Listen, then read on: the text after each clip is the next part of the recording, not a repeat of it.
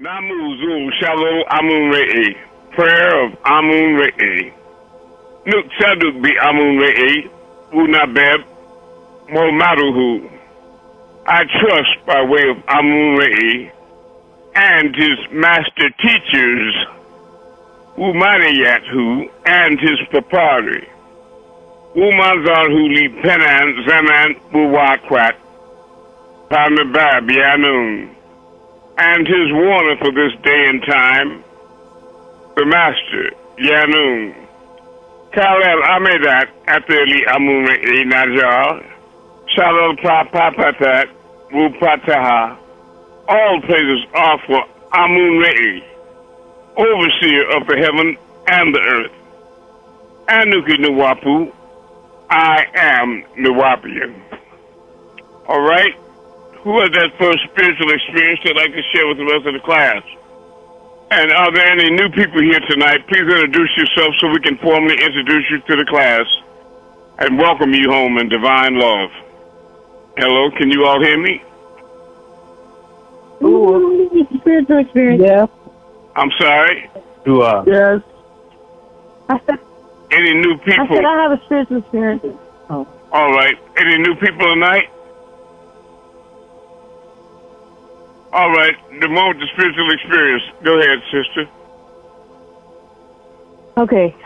So I want to say first, let me tip my celestial hat to you, Sky, because I really love the work that you did, and I put it out all over the world. I hope you put that out as well. But you're doing a very powerful job, and thank you. Thank you. And I love the work also that's being done by O'Danny and Canada. He's just trying to bring me up to speed and beat me up like Scotty so I can learn how to operate what he put together. But I love you all that are stepping out, and Walter, and all you people that are creating these new works, and Keeper Amun. I love you all that are working to bring us into the 21st century. All right. Miss Amanda, go ahead. Okay.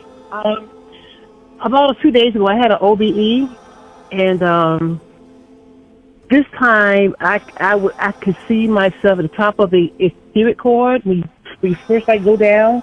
I was sitting down with legs crossed. I think that was me. So as I was going through the cord, right? I said, what do I want to see? I said, I want to see a sham, right? I looked and I saw a ship going back and forth in the cord, right? And I got excited. I said, when the ship see how the cord, you know how it looks inside the ship and sham, right? But for some reason, I shifted somewhere else, and then I woke up and I was exhausted. Well, I thought they'd after 1 hour to be like 2 hours and a half. And then on top of that, I was like sort of slurring. I was really tired. I was slurring, like I was trying to get my speech together. I've never experienced that before. Well, would it have been? You just had a lapse in memory, but you were very heavily involved in some activity or another. That's all. Because what people fail to realize is these are not just dreams, but alternate realities, and you participate in them. That's why a lot of times you wake up still tired in the morning, because you were very busy that previous night. You follow? That's what it felt like. But I'm just glad that you manifested your intention, because that's what I've always, asked you all to do, is that when you go to sleep, always create an intention in your mind. Be very clear about what it is you want to do and where you want to go. You follow me? Be very clear about your intention. And always, when you get your spiritual packages, play your CDs and DVDs all night long. Make sure that you have something going into your mind positive all night long to create a psychic self-defense. Because your mind can only think of one thing at a time, and you have to channel positive thoughts, uplifting thoughts into yourself all night long.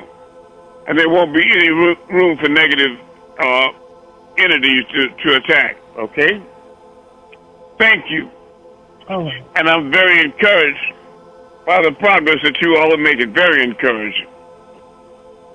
All right. Who was that first question? I got a spiritual experience, Amun. Very good. Yeah, when me and my son be going out there at 10:30, like you said, and to move the stars and the moon. I hadn't heard this sound in a while, but the particular night, one day this week, we heard the owl sound out there. Me and my son both heard it. So I felt like we had a visitor out there with us when we was out there moving the stars and the moon. We heard the owl sound. I felt like, yes. Well, it's that time. It's that time.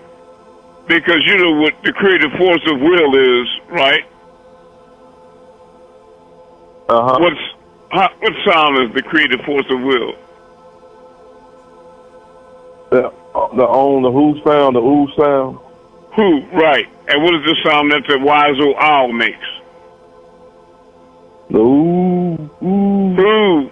Who, right. That's right. That is right. So I want you all to recognize. Go ahead, son. Yeah, and they came to visit me and Apostle and look at the stars last night. It was amazing. Okay, very good. I'm just glad that you all are out there at 10:30 p.m. Eastern Standard Time to bear witness to the fact that I'm working every single night until further notice to convince the world that we are really the ones to be with, that we are really the group. You know, because the people that don't believe it's really us, that group is becoming smaller and smaller, right? And I think that you all have a lot to do with that by posting up these posts and contacting people all over the world. You're covering the world like Sherwin Williams, like that thing. So do your job and earn your seat. Do your job. It's a disciple's responsibility to go out and reach the entire world and don't leave one stone unturned before times get beyond repair. Right? And I want to remind you all that the last time I went to the throne, which was rather recently, I went to the throne, I was pulled up, and I saw the Most High sitting on the throne. He was very dark and slim, tall, and he was on a high back throne sitting, and he was looking down and forward. And he wasn't looking at me, but I was on his right-hand side staring at him. And he asked me, he said, I thought you were supposed to be thin like me. And I couldn't lie, so I just said, well, I am in spirit. But I noticed that while I was there, I looked at his crown, and it wasn't like what was depicted in the books. His crown was like a mastaba. It was like Imhotep's pyramid. It was like it was an Anunnaki crown, a Sumerian crown. And now I know I wasn't confused. I saw what I saw. I just want to interject that. I also wanted to confirm the reality of my brother, Partner Bab Yaanuwn, to all of you that may doubt in his absence that he is an extraterrestrial, and it's very, very real, and his powers are extreme. All right? So now, who has another question before we get started in that direction? I have one. Amun, I got a question. All right, sister. Well, what entity would he be right now? Do you know? What entity would he be right now? I'm not sure who he is right now, because if you go to the Holy Tablets in chapter 6 and you read the story of Melchizedek, what you'll find is that Malachi Z. York, or Dwight York, is not Michael the angel. he's another physical vessel, another man like myself, Larry Darisburg, that was elected or chosen by Elyon El to house the spirit of a certain angelic being, or one of the 24 elders. In his case, Michael, the head of the angels, is the one that periodically is placed and seated firmly in the heart of this man, Malachi Z. York, to deliver light messages to the world. And it's a very fascinating reality. But don't conflate or mix up the fact that he's writing holy tablets and he has healed people and performed great miracles, still does to this very day. Don't get that confused with the fact that he is a man. And don't ever think that they've locked up the angel Michael and ADX or incarcerated or handcuffed an angel. That's a ridiculous concept, okay? Mm-hmm. Oh, I never thought that. I was just wondering, excuse me, because he's been so many other entities have been channeled into that vessel. That's why I was asking. Okay, well, most of those entities have gone back already. They've already, the fleet has gone, the majority of the fleet has gone back, but there are some remnants of the Riskians that are still here, and some Anunnaki that are still here, right? And I'm a good example of one, the last elder that's still here, for a very brief time. And when I leave, that'll be the end of your contact with the heavens, the end of the miracles, and the end of the divine revelations. That'll be the end of your connection on high. So I very strongly suggest that you all get in touch while we're here, because that time is fast fleeting. All right? Kick out. Amun. Yes. It's O'Dane. Sorry, I cut off earlier. I don't know what happened with my phone, but I wanted to ask, why would they choose Malachi York specifically, knowing that he would eventually, abuse his powers in the positions that he was in? As far as what you were telling us last class, him taking advantage of younger girls and situations like that. Why would they pick him? Why was he chosen if they couldn't foresee that?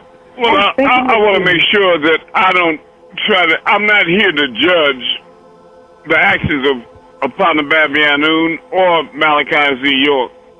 If you remember, the situation in the Holy Tablets when Melchizedek was journeying and the prophet Moses wanted to follow him. He was very excited to meet him and he wanted to follow him. And Melchizedek told him, he said, no, you can't follow me because you can't have patience with me. You won't have patience with me. And Moses begged him. He said, yes, I will. He said, just let me follow you. I aspire to follow you, Melchizedek. And he finally gave him and he let Moses follow him. And the first thing he did, as he was walking and he came upon a village, Danny, and there was villagers there that their primary livelihood was they were fishermen. And they had all their boats out there that they lived off and survived off. That was the way that they lived. And Melchizedek went out and put holes in the bottoms of every one of those boats and sunk them in the river. And Moses was very confused about that. And he frowned up in the spirit and he thought to himself, now what kind of mess is this you doing, brother? I thought you were doing good works. And he realized afterward that from a vantage point, they watched as a raiding horde of marauders in another village that was going and robbing villages and stealing everything, passed by a warlike people, and they didn't steal their ships and what have you. And after they passed by, that the villagers took ropes and pulled the ships back up and just plugged the holes, and everything was back to normal again. And Moses was glad that he didn't say, "Nigga, are you crazy? Why are you doing that?" And he did make noise. And Melchizedek, I told you, you don't have patience to follow me. And then they kept walking, and they went to another village, another town. Melchizedek walked up and knocked on a specific door. And a young boy came to the door. And when he did, Melchizedek broke the boy's neck and killed him. And Moses, he was trying to hold himself, but he wanted to say, "Now, damn, man, you know, are you the devil or what are you doing? Why did you?" And then as time passed, they were walking. Melchizedek said, "You can't follow me anymore because you don't have patience to follow me." Right? And Moses said, "Please reveal to me why you killed that young boy." And he said, that boy was possessed by demons, right? And he had a mother and a father and a sister that lived there in the home, and they were all agreeable.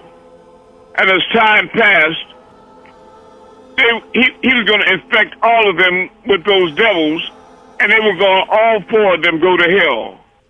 But by me breaking the boy's neck, because he was in his youth and innocence, he automatically went to heaven.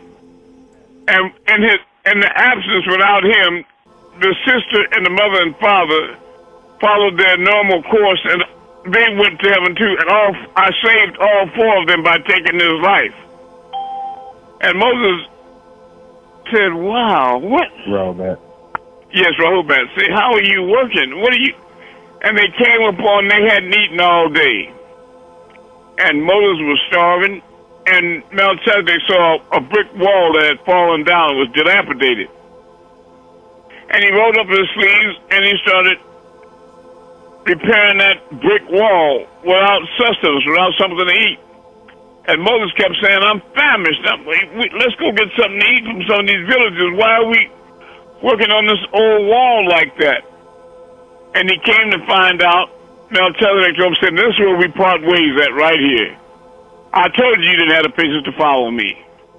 And he said, "This brick wall a long time ago belonged to one of the mortars that was in my army." Right? And he was martyred in the name of righteousness. And before he left for war, he buried all of his earthly possessions under this brick wall so that if he didn't return safely, his two sons would have an inheritance to grow up on. And the wall had fallen, and it was going to be exposed and stolen by thieves. And by us repairing this wall, now those boys will have a future. And Moses said, "Wow, that's really great." And Melchizedek said, "No, I'm sorry, but this is where we part ways right here."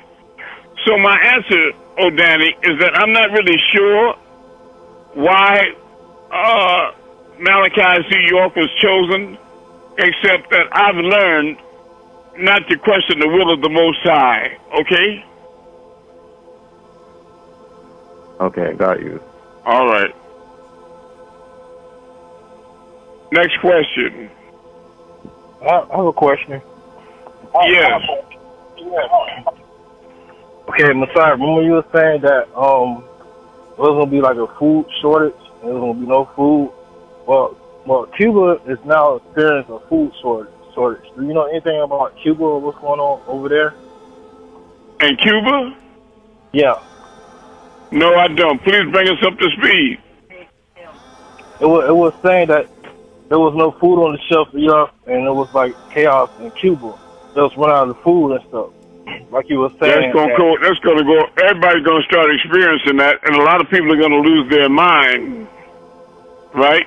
And what they're doing by closing the borders, I want to let you know that what they're doing by closing the borders in the United States is they're not trying to lock people out. They're actually locking you all in and trapping you here. And pretty soon when they run out of food, it's going to be like that picture Soylent Green. They're going to be making up a slurry and putting it in big vats And people like vampires and daywalkers are going to be fighting and killing everybody to get cups and bowls of that whatever it is they're giving them. And it'll make them even more insane and more animalistic. So yes, these are the days that you're approaching that are going to be beyond repair. These are the days that were spoken about in the book of Revelation. These are the dreaded times that are coming upon you now. So it's incumbent upon you, those of you that are wise, to draw closer to the Most High and seek refuge in His name, because it's a strong tower, and the righteous seek refuge in it, and they are saved by that alone. By that alone. Okay? Follow. All right. Anybody else have a question? Yes, I have another one. Very good. Why did the Anunnaki remove people's barytheric gland? They surgically removed their barytheric gland to separate them from their higher senses, because they wanted to create Lulu Amilu, or the primitive worker, or slaves, to do their bidding, such as to work in the mines of Mono-Dapa, ancient Zimbabwe, modern-day Rhodesia, right? And, of course, they would have refused, because they would have known that they had a divine right as belonging to the Elohim, so that they removed surgically their barytheric glands to cut off their random access to their higher senses, like psychometry, clairvoyance, intuition, and psychometry. Are you following me? Yes. And that affected everybody in the main continents, except for on the continent of Australia. The Aborigines, they were so far within land they called down under, that they wasn't considered part of the primary project, so that they left them intact, and their barytheric glands remain until this day, which is evidenced by the fact that the tribal members, when they have satellites and crafts that fly around and orbit the Earth, etc., that they intuitively communicate with these crafts, and that's been documented and a well-known fact since they've been out there, all right? Yes, thank you. They have a thing that they call dream time. Go ahead. No, I was just saying thank you. I've seen a movie on that about the dream time with them before. Yeah, it's some deep stuff. But that's because their barytheric gland is still intact. And there are some of you that were born with your barytheric gland, and I'm one of them. I have my barytheric gland, and of course, Yaanuwn does too. Right? And then there are others of us that are having them reinserted. But because the hippocampus area of your brain has overgrown and there's no more room there to place the organ, it's being replanted in your lower submental, about the size of a walnut the gland is, and it's placed under your chin. Right? And that means that it's reinserted, but it's not necessarily reactivated yet. Right? You follow me? And some of you still have the stem. Some of you still have the stem from your old barytheric gland, and it gives you spiritual impressions and intuitive flashes. And some of you just have impressions that are still left there, and you have random spiritual events as well. But it brings me to mind that Yaanuwn and I were on a walk in the spiritual plane one time, and I remember very clearly. And as we were walking, we were going down what appeared to be a sidewalk in the dark, and he was on my right side. And I looked up in the sky to my right, and there was a craft, a spiritual craft that was outlined in a violet hue. And it could change shapes. It kept changing shapes. And I was excited, and I asked him, I said, "You see that right there?" He said, real calm, he said, "Yeah, I see it. You know, like, I see it, brother. It's right there, you know." And so I didn't understand his indifference about it, but I turned around and started facing where we were walking again.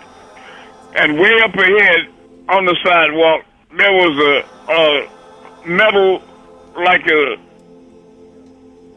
shiny cabinet that was rectangle shaped, like a computer with a lot of lights, different colored, multicolored lights flashing on it. Like a robot, but it didn't have any legs. But it was elevated off the sidewalk a couple of inches, like by one of the corners. It was tilted. And it was slowly moving toward us. And I was confused by that. I looked at him, and he was non-responsive. So I just, remembering the way he responded to the craft, I was just quiet and kept walking and kept pace. And when I got to the craft, to the object that was flashing up and down, I didn't say anything, but the scene shifted. And then it was morning, and he and I were walking together on what appeared to be the campus of a large university or something, with the well-manicured grass and what have you. And the sun was just coming up. And I looked up in the sky, and there were two balls that were falling from out the sky. One was blue, that was falling over my head, and there was a red one falling over his head. And they were about the size of like a ping pong ball, or the balls that you used to play with when you had the paddle with the string on it, and you hit it, and then it'll come back to you. Batting ball, right. And when they started falling, I caught my ball, and evidently he caught his too, because the scene shifted again, and we were inside of a room, and I was standing in front of it like a love seat. He was standing in front of a couch in the dark, but those two balls we had in front of us in heavy gauge plastic that was transparent and sealed, and I could look straight down at the one in front of me on the seat of the couch, and it was flashing and lightening up like a little planet, a little world. You could make out it had detail in it, and it was flashing like lightning or whatever, and I kept staring at that, and I looked over at him, and he had just picked up his plastic bag and had torn open like a bag of potato chips. And I said, brother, what you don't even know what that is. But evidently he did know what it was. But again, the scene shifted, and now we were on the back of what I know now to be a craft, a familiar craft, and we were on, and he was sitting on the back seat, like the back seat of a bus or something like that. And I was down in front of him, kneeling down on one knee, looking up at him when I woke up. And he looked down at me, and he was real serious and solemn. He looked at me, and he asked me a strange question. He said, now that you can do anything, let me repeat that. He said, now that you can do anything, what are you going to do? And I looked at it, I thought for a minute, and I thought real hard, and I thought to myself, and I answered as honest as I could. I said, I don't know. I don't know. Because you see, first place, I didn't know that I could do anything. But now that I look back on it in retrospect, I associate that with those little balls that were in those bags, that they had reinserted our barytheric glands and reactivated them as well. And that's why I heal people at a distance when they're in line with me and believe in me, and why I can move the universe, and many other things that you all are not familiar with as of yet, because it's not yet time. Like the brother and sister here that live with me that have seen me light up, you know, just like those pictures of Jesus or Melchizedek. You know, Malachi visits Egypt when he's sitting there with that light all around him. That's really real. All these things are real. All right? And there have been many of you all that have experienced my abilities in many different ways. Like Partner Baby Yaanuwn's older sister, Wati. She's been a close friend of mine for years, and we used to speak on the phone pretty frequently. And she used to call me sometimes. She said, Mr. Darrensburg, my brother tells me how powerful you are, And I thought to myself, I was just confused by that. Like I was always confused by the fact that many times he would bow down to me at the waist. Like one time my then mate, Khadija, and I were walking around the Mugaraj out on Tamaray, and him and Abdul Batin the tall brother from Texas that was the chef, they were walking up high on like the levee, looking down on the Maharaj. And when he saw me and we made eye contact, he just stopped and bowed all the way down at the waist to me. And I looked up at him and I was confused. So what I did, I just bowed back out of respect and reverence because I didn't know what else to do, right? And after that, many of the brothers and sisters in the office would bow down to me too. And again, I was always confused. I know my mate was telling me that she was home, and Yahya, his first disciple, Yahya Old, and Bat 10, came over to see me, and I was gone. And she came to the door and looked down in the parking lot and told him, said, I'm not here right now. And Yahya Old and Bat 10, they went down like Muslims in the prostration with their forehead to the ground. And then they raised back up and dusted themselves off and turned around and swiveled and said, tell the brother we came by. Right? And another time I was confused by Bat 10. I was out working on the All Eyes on You bookstore sign, building it on 2 sawhorses. Because I'm a carpenter of Nazareth, that's right. And he came in a little economy car. He was working at Winn-Dixie as a butcher up on 441. And he pulled up real fast, and he jumped out the car, left it running with the door wide open. And he ran over to me, and he said, Ahmed, we was walking with the old man on Tamaray, and he said, Millersville is the seat of a modern-day pharaoh. And again, that went right over my head. I didn't know what he was talking about at all, but I just greeted the brother and told him, I said, right, okay. And so went back to work on my sign. And it happened again. He came out there to me, and he said the same thing with his eyes bugging. Ahmed, the old man said that Ahmed is going to bring Millersville into the 21st century. And again, I was just confused because many times I was confused by Panabab Yaanuwn, and that the second time I flew from San Diego to Brooklyn to meet him, right? I went to, in fact, it was the first time, I went to Some Things, the bookstore, and Sahar was in there, the sister, this time. The first time I went, Bat 10 was in there. And she told me that Imam Isa at that time had just flown back from Sudan, from Kordofan. And he brought a gift for me in his jalabia pocket. And that when she gave it to me, she said, I would remember. And she reached in the jewelry case and gave me the ring I'm looking at right now. It's still on my finger. A very heavy silver ring that was inscribed in Kufic Arabic, Ahmed is, Allah is Ahmed. And I couldn't understand that, and I looked under the bottom of it, and in Arabic it was inscribed, still is, Ansar in Arabic. And I told her, I said, I don't remember, you know. And she said, there was one more thing he left for you, a book. And she said, when you get this book, then you'll surely remember. She took me over to the doorway inside the store, and there was a burnt orange book, a pamphlet, a True Life pamphlet, hanging by a hole he had perforated and stuck white heavy gauge yarn in it and put it up on a nail over the doorway. And she tried to read, so I pulled it down, and she said, that's yours. And he said, when you get it, you'll remember. And on the cover, there was a big white horse reared up in the air with a brother on the back and a white jalabia. And the name of the book was Muhammad Ahmed, the only true Mahdi. And I looked at the book, and I looked at it again, confused. I said, I don't remember. I don't remember. And I guess that's been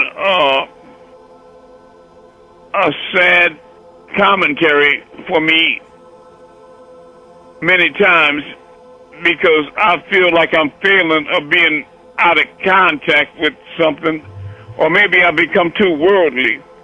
Because those of you that know me have seen pictures of me with angioedema. How many of you remember that?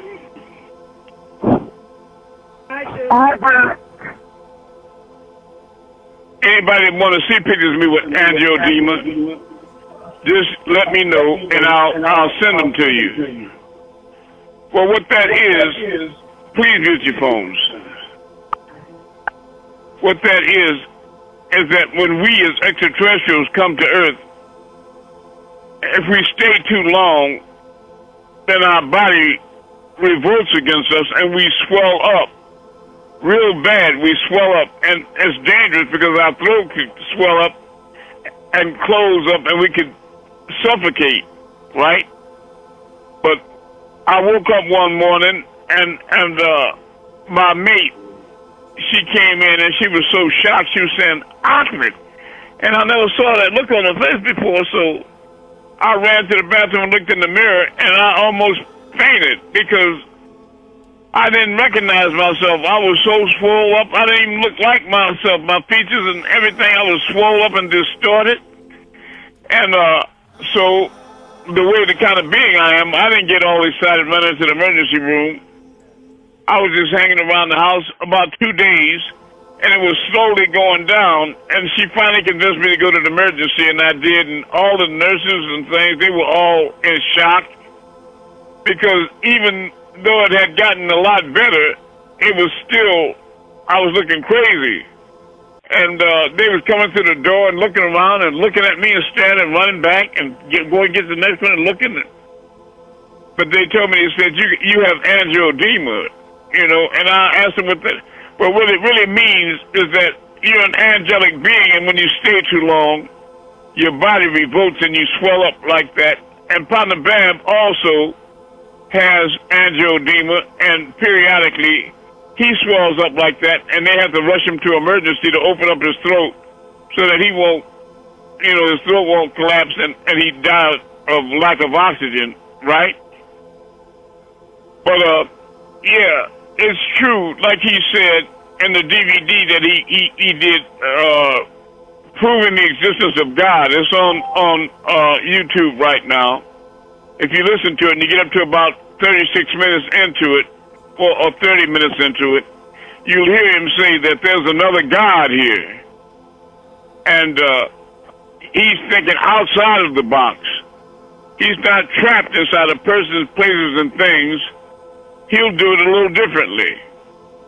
And he said he was working and teaching on a blackboard. He wrote a lot of things down, and he took the eraser and he started erasing the board.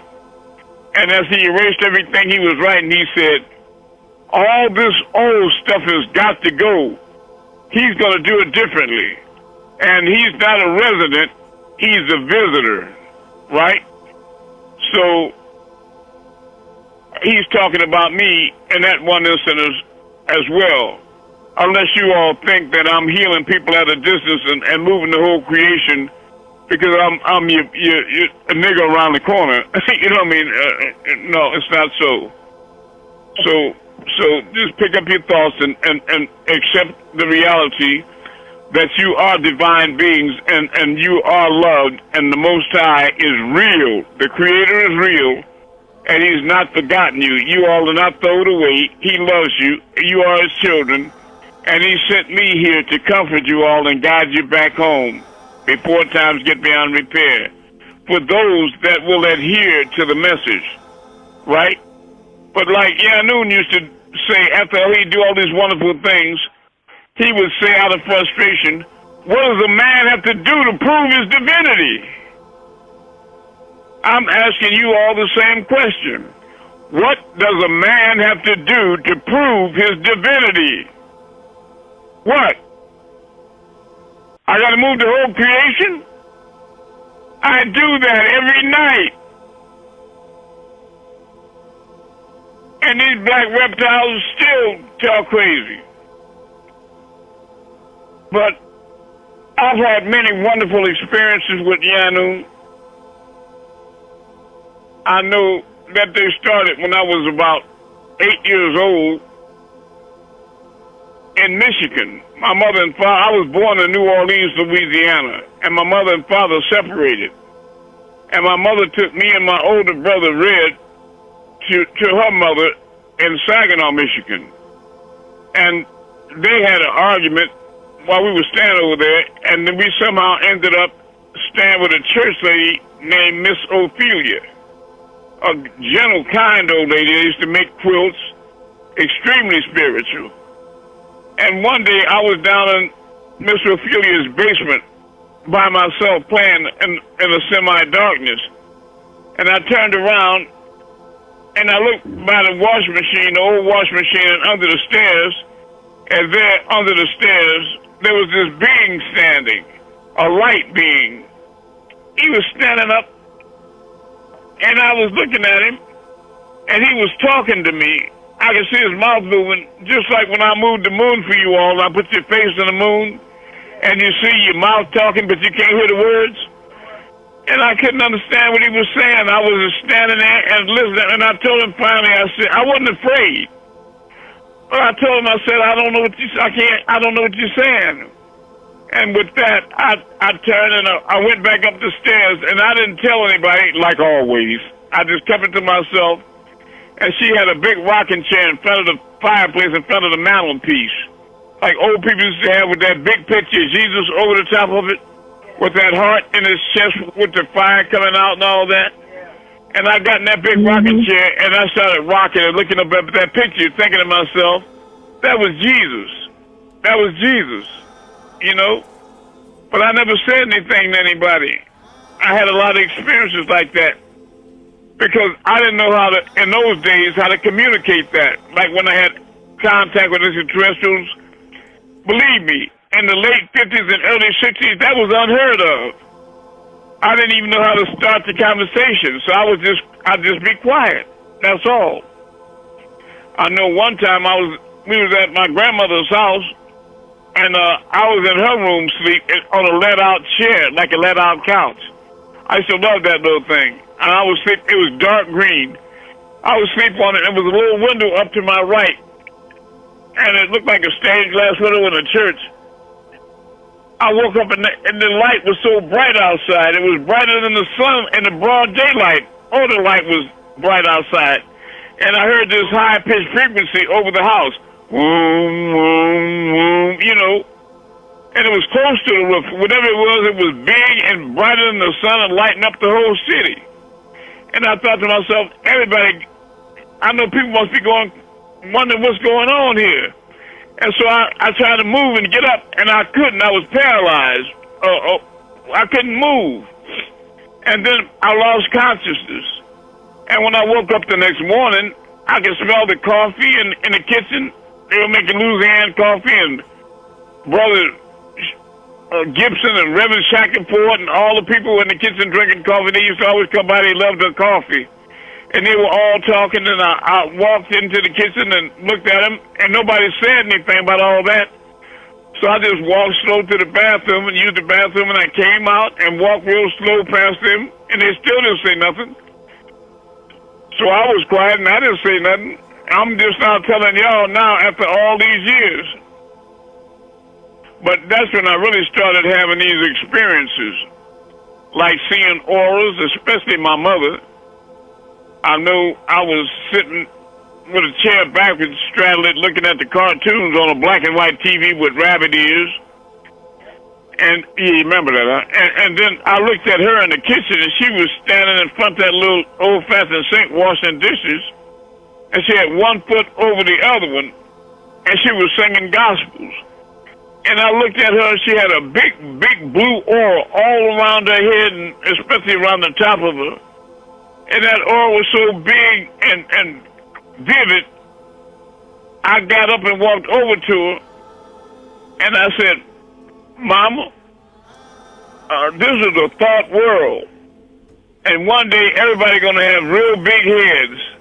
And she looked down at me, patted me on my head, kind of seeing, and she looked at me and said, baby, Mama know. And she had took the eyes off the stove when she put the pots on and had washed them.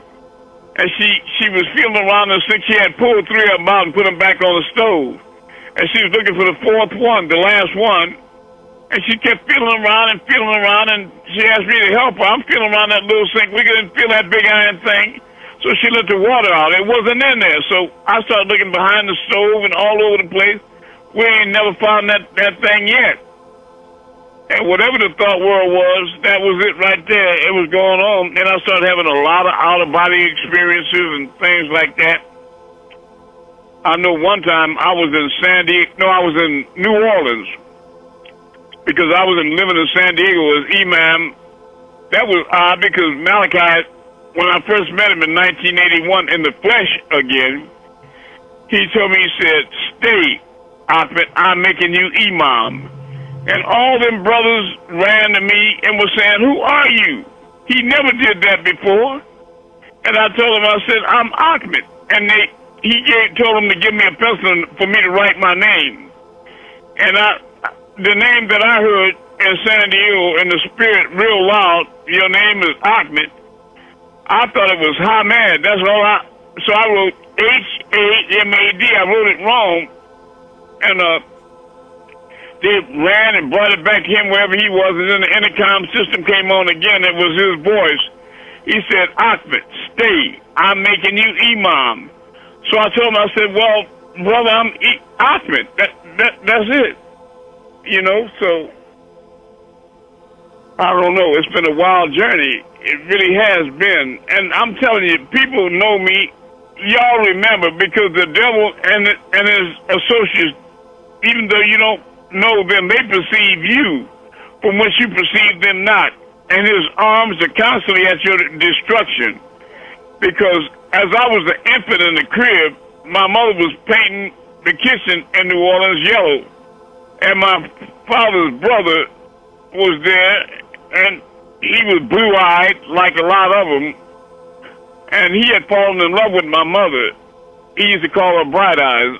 And he was talking and saying things like, "You know, I love you, but you're my brother's wife, so I can't have you, and I can't live without you, so I'm going to have to kill you." And those boys, talking about me and my brother Red, they won't have no mother, so I got to kill them too.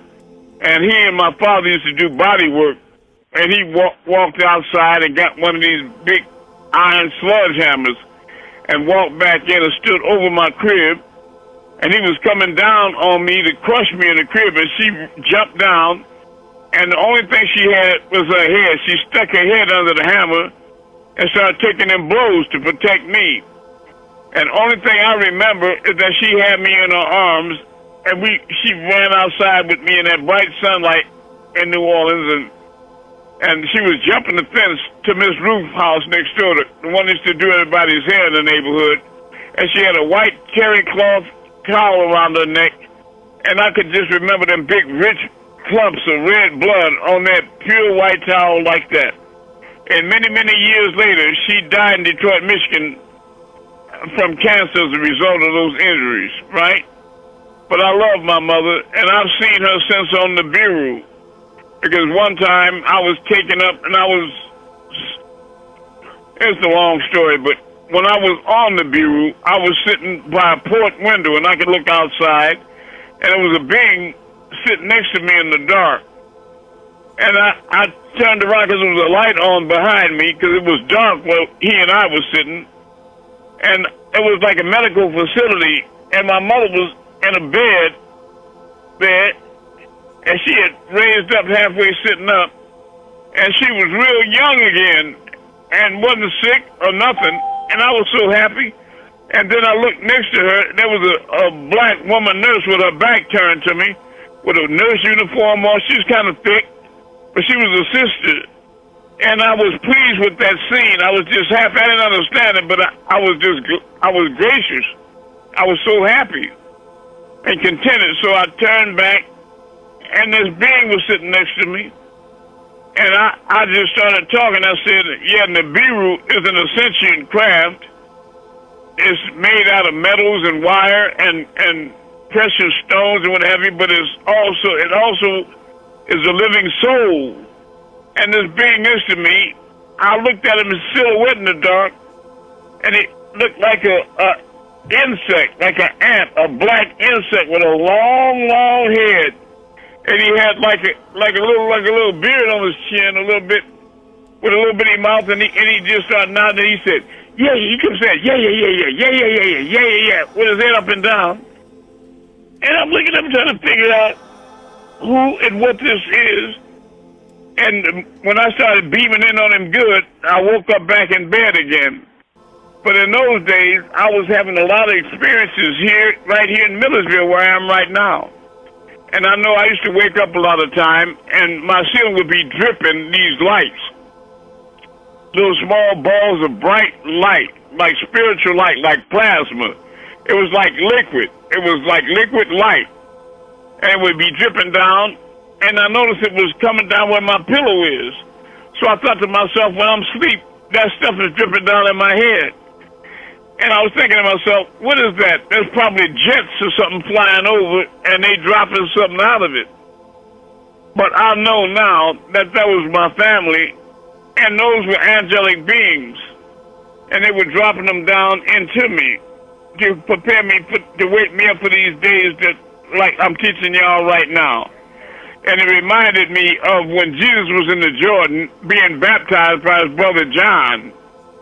And he took him under the water, and then the crowd came over, and the angel Gabriel dropped down on Jesus, and he was in the form of a bright ball of light too. And to the people that were around observing it, they didn't have a description for it, so they just called him a white dove. A dove that dropped down on Jesus. But that was the angel Gabriel that went into Jesus and ushered him off into the wilderness while he was standing under the water. And John the Baptist kept feeling for him to pull him up. And he couldn't find him. And the Roman centurions were all around the hills, and they had been ordered to watch John and watch for any mistake he made so they could arrest him, because they were afraid of how powerful he was and how everybody was flooding to him. All the people were flooding after him. So they arrested him, and that's when Herod had the dancer Salome dance for him and asked her whatever she wanted, she could have as a gift. And her mother told her to ask him for John the Baptist's head on a silver charger, and that's how that happened, right? But that's when I was ushered off into the wilderness, and the devil came to me and was telling me to bow down to him because he owned all the kingdoms of the world and all this stuff. And I said, get thee behind me, for it is written, the Lord thy God only shall you worship, and him alone shall you serve, right? And you know, that's when I walked out on the Sea of Galilee, didn't have on no clothes, and my disciples out on the ship. And my favorite beloved disciple, Simon Peter, hollered out to me, Master, bid ye me to come out unto the waves, because I had started walking out on the water, because I had changed into an avatar, or Illamuttajazeret, divine incarnated into flesh. So I was no longer affected by gravity and things like that. So I started walking out to them because I love them, right? Like I love you all. And I smiled at him. I said, okay, I bid ye to walk out into the waves. And in his excitement, he just stepped out of the boat on the water and started walking toward me. And he walked all the way with his eyes fixed on me. But that day was very windy. It was a stormy day. And the waves were getting high in Whitecap. And so for an instant, he cast his glance to the side. And then he began to doubt. And he thought about it. And he started sinking. But he was just close enough to me for me to reach out and grab his hand and pull him up. And I said to him, oh, you so little faith, you know. And we walked back to the ship. But then, you know, I was trying to take a nap, but it was so stormy out there. They all came to me and said, Master, the storm is overtaking us. And I told them, don't be afraid. And I stood up, and then I calmed down the raging sea. And people remember that today. Just like a couple of times there was a hurricane here recently. And people were afraid, especially the ones living here with me. And so it was coming up out of Florida straight for us. And so I ordered the hurricane out into the ocean when it gets to the Georgia border, and I didn't let it come back into the land until it got right on the Carolina and Georgia border, and it started moving back up the peninsula. But I made the circumventors go around us, right? And that was a whole hurricane. And I know when they killed my mother in Detroit, I was so mad and hurt about that I created a big storm there and almost destroyed everybody in that city. You know? So I really hope that these people on Facebook and all these devils and doctors and police and judges and things and all these old marauding black reptiles and white devils, that they stop messing with me and just leave me alone, because I wasn't here. I'm not sent here for them. I was sent here for the lost but now found children of the tribe of Israel only. I'm only sent here for you all. I'm not sent here to bother nobody. I'm not here for that. You know, but I'll tell you, if they keep getting in my way and poking at me, don't keep poking the bear. Don't do it. Leave me alone, because my Father's will be done on earth as it is in heaven. Now, I'm telling you that with a teardrop and a smile, because there's so many devils, black and white, that's been around me in my days, that I get afraid when devils are around me in any kind of way, because they end up sucking mud, drinking root beer with the groundhog bringing mail every time. And when I see them and they eagle around me, I be thinking to myself, you don't know it, but you dead already. Are you crazy? And they see me doing things that humans can't do, and they do. I think they possess with the devil, and they can't. That evil just takes over them. They can't help themselves, and they just act out. And then the natural nature takes its course, and the next thing you know, there it is. There's another one going down in the ground. Huh? Sorry to interrupt you. Rahubat, how are you? I'm good. And yourself? I'm doing pretty good. You holding London down yourself? No, I'm not back till another 2-3 weeks. Oh yeah. Well, what you doing for the Prince of Mountbatten? I mean, your boy Andrew. He got taken down from his rank and arrested and all that. He's like a public disgrace, a national disgrace, huh? Who's that, Andrew? Yes. I don't. No comment.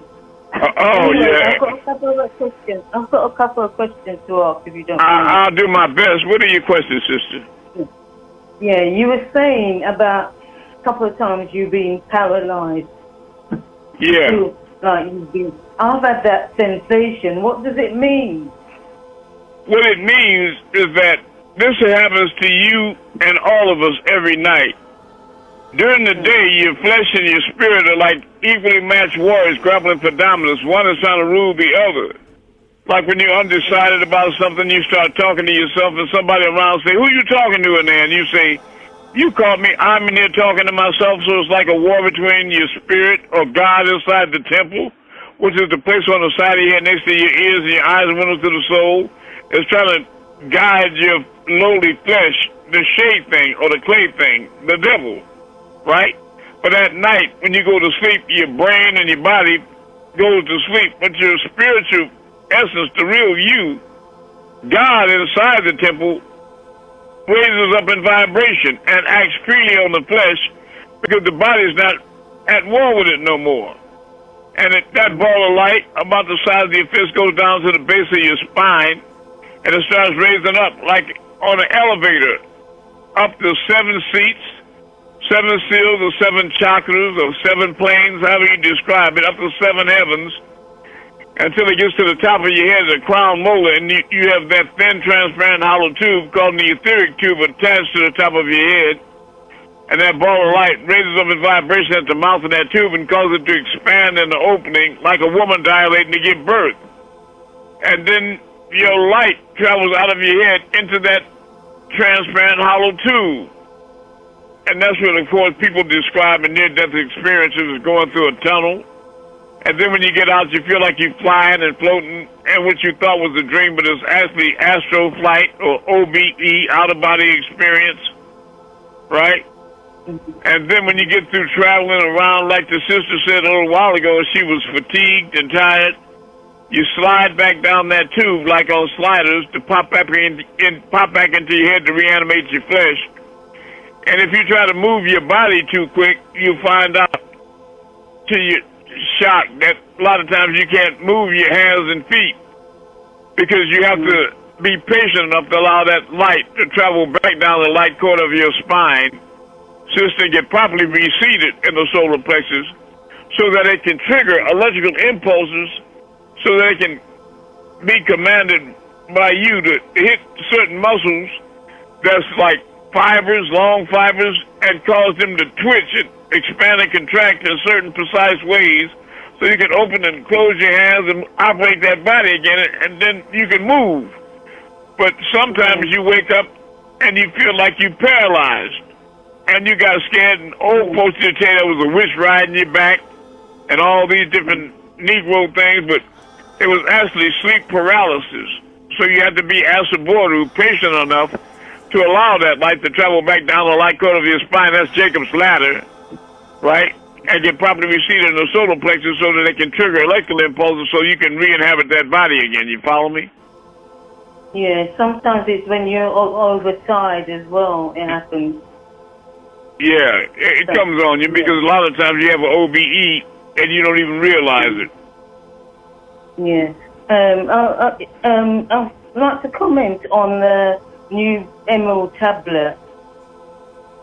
It's kind of different. Is it the new version? The Emerald tablet. I didn't understand it. You're not too clear. The Emerald tablet. You know the new one that's come out. Is it a new one? Yeah, I sent copies of that out, and I don't really know a lot about the Emerald tablet. And I'll tell you why. I don't know a lot. And I see these Sabians coming out with all these strange books with strange authors. And I think they're just in a gimmick, my personal opinion, to rob people of their money. They charge like $100-something for each book. And to mislead them and throw them off the path. And their job, they think, is to keep people away from me. Right? From being saved.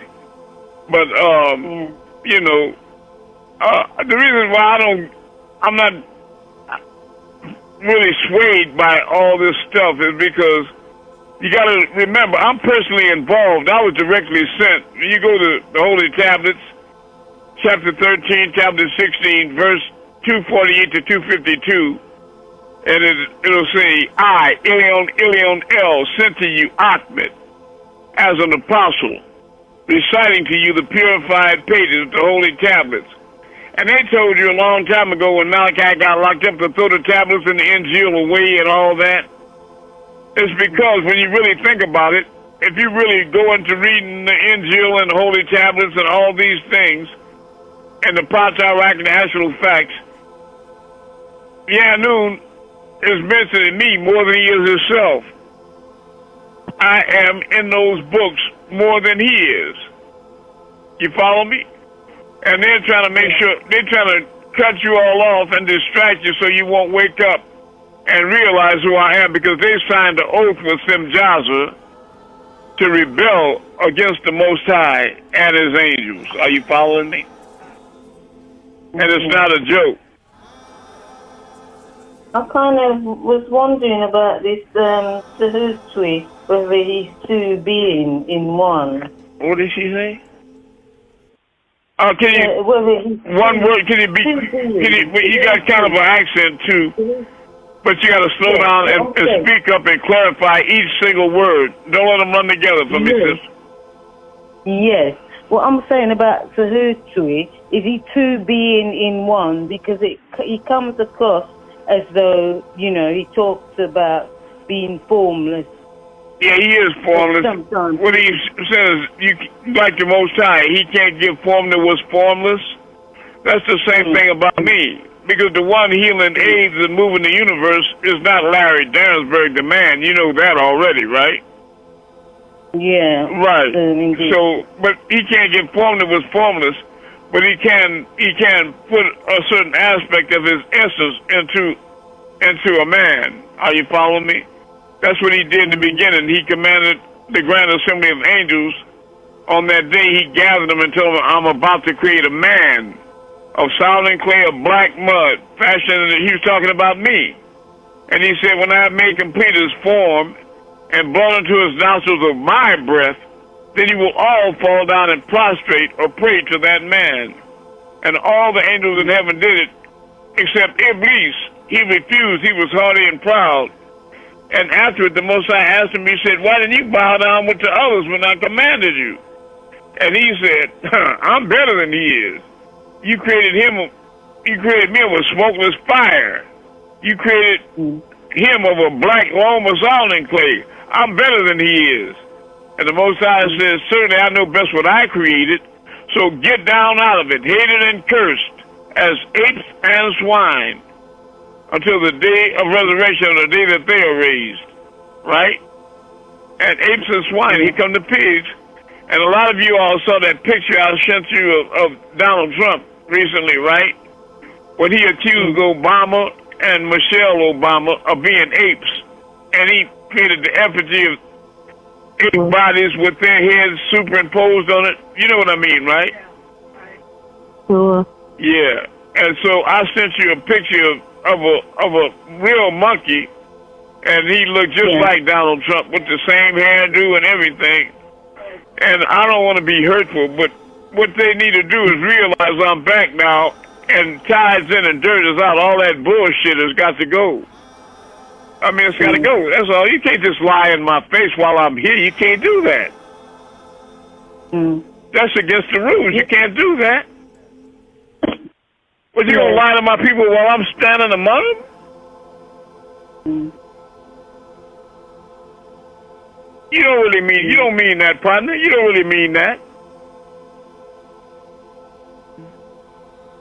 You gonna get. I mean, you can think all the private bullshit you want in your mind is fake and phony, but you don't say that to my people. You don't really just come out and say those things, those lies. When the truth is you the goddamn monkey. Stop it. Yeah. You the pig. You the one that's cursed. You know what I mean? So we have a problem, Houston. You hear me?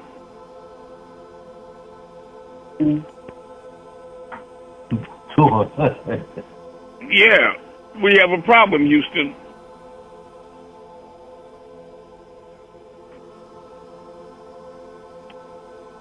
No question. Yes. My question is so earlier when we were talking about Dr. York and Melchizedek. Yes. Is it more like when you say you're gonna be one? Is it more like you're gonna be one with Melchizedek, or is it both? Dr. York you're talking about? No, not Dr. York. He's a man. I'm talking about the angel Michael. That's my friend. That's my brother. You hear me? So that's who you are becoming one with. Oh yeah, that's the one we're merging, right? Like he always saying in his letters to me, Ahmed, you and I are one. We are one. We have the same oversoul. That's why we both get angioedema. You know, he used to call me on the phone. He said, you and I, we just alike. We're the same. We're exactly the same. And I was confused, you know, but now I understand what he means. Not Larry Derensberg or Malachi York. What are you talking about? You see, the angel Michael is the head of all the angels, and he spent a lot of time not on the fourth plane on Malachite, but upon the fifth plane and above, communicating with the Most High. You know, the three Mims, Ahmed in birth, Muhammad in prophecy, and Mahmud in the end, with El-Hayu, the life giver. And his absence, a lot of them in the castrated mice were played. They started rebelling a lot. You know, that's when Moses went up on the mountain to receive the Ten Commandments. The people went crazy and all that. You know what I mean? Yeah. But the angel Michael is my partner, not Malachi. Okay. So now I'm starting to understand everything with that, because last class when we were discussing, about Dr. York and stuff, I was a bit confused of just kind of overall of or whatever. But then now just I understand. I get confused about it too. Yeah, because just you think Dr. York and Melchizedek are the same people, but in reality, not at all. So really, when you're reading and you're listening to the physical being, that's Melchizedek spiritually. That's Melchizedek talking, and then when it's not when he's not teaching, he's doing whatever that guy does, right? Yeah. Right. Yeah, okay. Right. That's right. That's right. Now you got it. You're right. You do have it. You won't. Okay. Yeah, now it's starting to make sense, right? Right. Yeah. Well, look, I had a lot of things I wanted to share with you all, but I'm being informed now it's 10:25. How time flies when you're having fun. I wanted to reveal so many things to you, so many spiritual experiences on my walk with Yaanuwn here on this planet. And if you remind me, next class I will do it. I'll find time to squeeze the elephant in the thimble, because I have fascinating things to reveal to you all, and fascinating things about your own nature that it's time for me to take the blindfolds off, because certainly thou wert heedless of it. But today, in these days, we're going to remove from you your veil so your sight will be sharp. You hear me? So I need you all to please keep up the good work. Those of you that are posting up these posts and going out your way to try to wake up your fellows, your brothers and sisters, you're doing your job and you're earning your seat. Those of you that are perpetrating a fraud, sitting there with your thumb where, and acting like, you're too important, or you got so many things to do in life, you don't have time to save souls. You understand me? Well, you're in error, and you're going to find out that when it's time, you're going to be saying, when you're not chosen, and I count you not, you're going to be saying, but I did this and I did that, and I'm going to be saying, look, I never knew you. I never knew you. You hear me saying, get out there and start waking these people up by the millions. Start waking these people up. Write testimonies and post up all over the world the truth. All the time. Keep doing it until the mission is successful. And you'll be a part. You'll earn your seat. If not, you're not a part of us. You understand? I hope that's perfectly clear to you, because that's the real circumstances of it. I'm not trying to be mean or hard. I'm just telling you the truth to protect you from your own self. Don't deceive yourself, beloved. If you're not doing the job and you're not doing what disciples do, you don't have, really the word disciple is discipline. If you can't control yourself and discipline yourself to do what I'm asking you to do, then you won't be a part of us. What do you mean, white man? You're not one with us. You're just like a poly, a coiled up snake at the door, listening and stealing for a hearing. We're a curiosity to you. You're not really one of us, because if you're one of us, you'll be doing the job. I love you all. Now it's time to go outside and perform miracles for these disbelieving people again. So, over there in London, what do you see in the sky? And all over the world, and Canada and Africa. Is the brother from Africa here? How about the brother? It's overcast here tonight, Amun. Yeah, it's overcast in London as well. It's overcast. What about the brother in Norway? Oh, the Netherlands, I mean. I see stars in Florida. You see stars in the Netherlands? No, it's Kim Kim. Oh, Kim in Florida. All right. Well, you want me to move all of them, or you just want to move one? I want to move the whole creation. All right. All creation. Move to the left in the name of the Messiah, Amun-Rayay.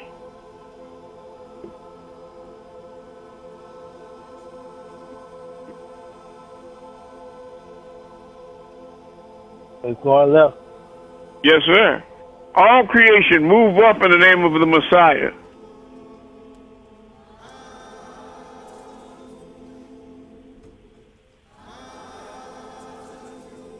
It's going up.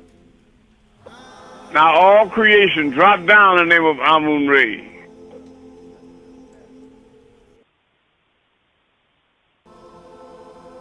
It's dropping down. It's like a dream, huh, Kim Kim? Yeah, it's amazing. It is. Yeah, okay. Sister, I didn't hear you. Go ahead. I see a moon. That's right. Oh, you see a moon? The house. In London, Yeah. in London. Right over the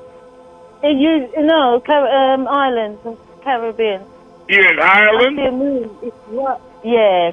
Okay, what you doing in Ireland? Okay. All right, we're gonna make that. We're gonna make that moon raise up. Raise up, moon, in the name of Amun-Rayay. Oh, it's moving to the right. It's really moving really fast. Yeah, that's right. And it's going behind the clouds. Yeah. Now I'll make it go in a circle clockwise.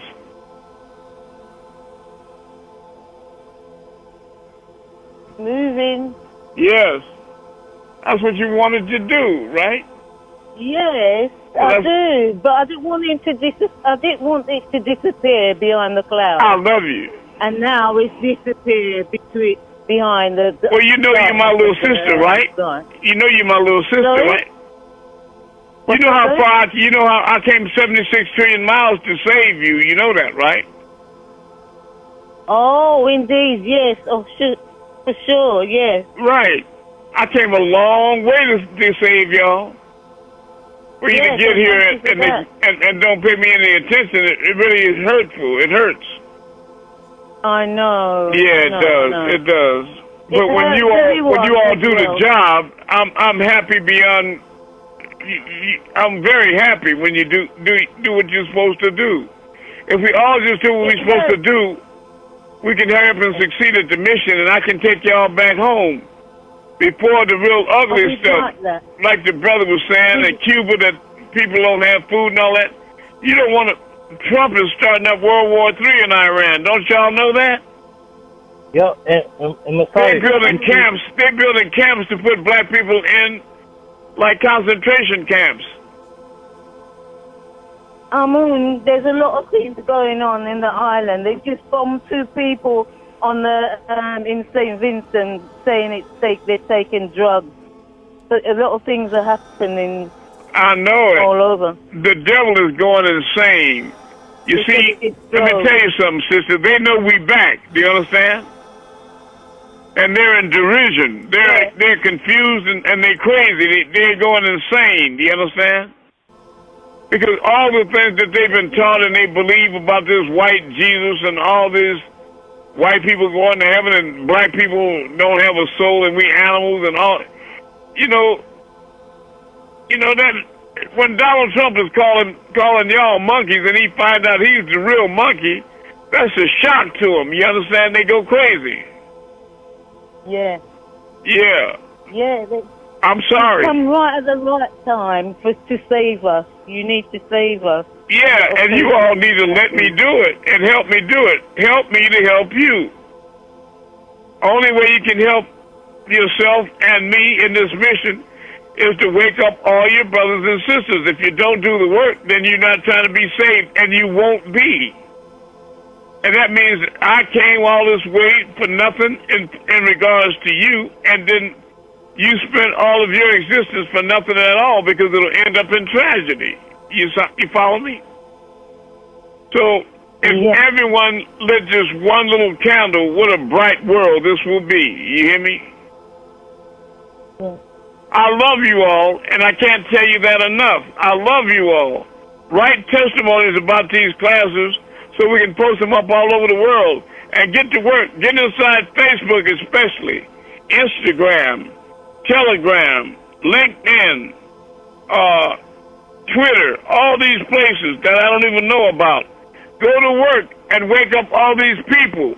I love you all. Nitya Authority. Amun-Rayay Asa. Messiah. And I'm servant to the 144,000. Goodbye. We are one. Peace.